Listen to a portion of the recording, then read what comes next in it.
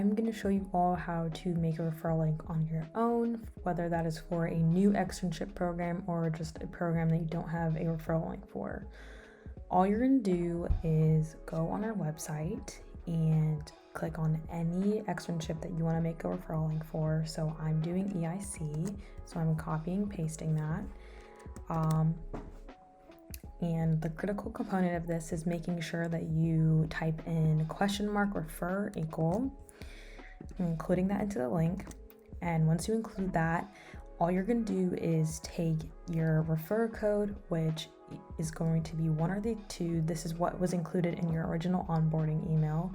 So that will either be SAMB followed by your name, or U22 followed by a bunch of numbers, and either or works. And all you do is just paste that after $refer equal, and that's your referral link. You can do this for any externship. Just copy and paste that website and include your referral code.